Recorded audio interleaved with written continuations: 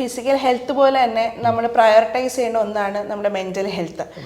അത് ഒരുപാട് പേര് എസ്പെഷ്യലി യങ്സ്റ്റേഴ്സ് ഇന്ന് അതിനെപ്പറ്റി ഓപ്പൺ അപ്പായി സംസാരിക്കുമ്പോഴും അതൊരു നോർമലൈസ് ആക്കപ്പെടുന്നില്ല നമ്മുടെ സൊസൈറ്റിയിൽ. എന്തുകൊണ്ടായിരിക്കും അത്? അതെ, ഒരു മെൻ്റൽ സ്റ്റിഗ്മ എന്ന് പറയുന്നത് നമുക്ക് ആളുകൾക്കൊരു അവഗണന ഉണ്ട് ഈ മാനസിക രോഗത്തിന്. അതെന്താ വെച്ചാൽ ഈ മാനസിക രോഗം എന്ന് പറഞ്ഞാൽ ആളുകളുടെ ധാരണയിൽ അതൊരു ഭ്രാന്ത്.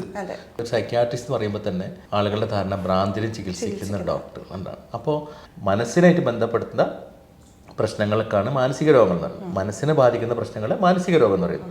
അപ്പോൾ അതുകൊണ്ട് പല പ്രശ്നങ്ങളാവാം. നിങ്ങൾക്ക് പല പ്രശ്നങ്ങളും വരാം. നിങ്ങൾക്ക് ചെറിയ ഇന്ത്യയാണ്, ചെറിയ ടെൻഷൻസ് വരാം, ചെറിയ വർക്ക് സ്ട്രെസ് വരാം. ഇപ്പോൾ നിങ്ങൾ നാട്ടിൽ നിന്ന് ഇവിടെ വന്നു, ഇവിടെ നിങ്ങൾക്ക് ജോലിയായിട്ട് പൊരുത്തപ്പെടാൻ കഴിയാത്ത ചില പ്രശ്നങ്ങൾ വരാം. വീട്ടിലെന്തെങ്കിലും ഫാമിലി ഇഷ്യൂസ് എന്ന സെൻസ് ആക്ച്വലി നിങ്ങൾ ഫിനാൻഷ്യൽ പ്രോബ്ലംസോ അല്ലെങ്കിൽ കുടുംബത്തിലെ അച്ഛനോ അമ്മയോ ആർക്കും സുഖമില്ലാത്തവരുണ്ടെങ്കിൽ അതിൻ്റെ വിഷമങ്ങൾ ഇങ്ങനെ പുറത്ത് നിൽക്കുമ്പോൾ അതുണ്ടാവും, ഒറ്റപ്പെട്ടത്.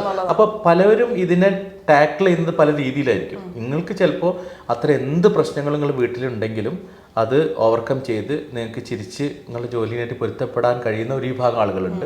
എന്നാൽ ചെറിയൊരു മൈന്യൂട്ട് പ്രശ്നം വന്നാൽ വരെ ആകെ മൂഡ് ഔട്ടായിട്ട് എല്ലാം നിങ്ങൾ റുട്ടീനായി ചെയ്തുകൊണ്ടിരിക്കുന്ന വർക്കാണെങ്കിലും സ്വാഭാവികമായിട്ട് നിങ്ങളെ മുതിർന്നവർ, നിങ്ങൾ ലീഡേഴ്സ് നിങ്ങളെ ക്വസ്റ്റ്യൻ ചെയ്യും സ്വാഭാവികമായിട്ടും. എന്താണോ ഇതിപ്പോൾ പിന്നെ സാധാരണ ചെയ്യുന്ന ആളുടെ ഭയങ്കര മിസ്റ്റേക്സ് ആണല്ലോ വന്നിരിക്കണതെന്നൊക്കെ വരും. അപ്പോൾ നിങ്ങളൊക്കെ ബാധിക്കും.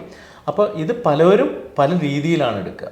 ആ ഒരു മെൻ്റൽ സ്റ്റിഗ്മ അവെയർനെസ് ഇല്ലായ്മ കൊണ്ട്, അതിനെപ്പറ്റി തിരിച്ചറിവില്ലാത്തത് കൊണ്ട് ഉണ്ടായിട്ടുള്ളതാണ്. അപ്പോൾ എനിക്ക് പറയാനുള്ള സജഷൻ എന്തെന്ന് വെച്ച് കഴിഞ്ഞാൽ നമ്മൾ ശാരീരിക രോഗങ്ങൾ പോലെ തന്നെ മാനസിക രോഗങ്ങളെയും കാണണം.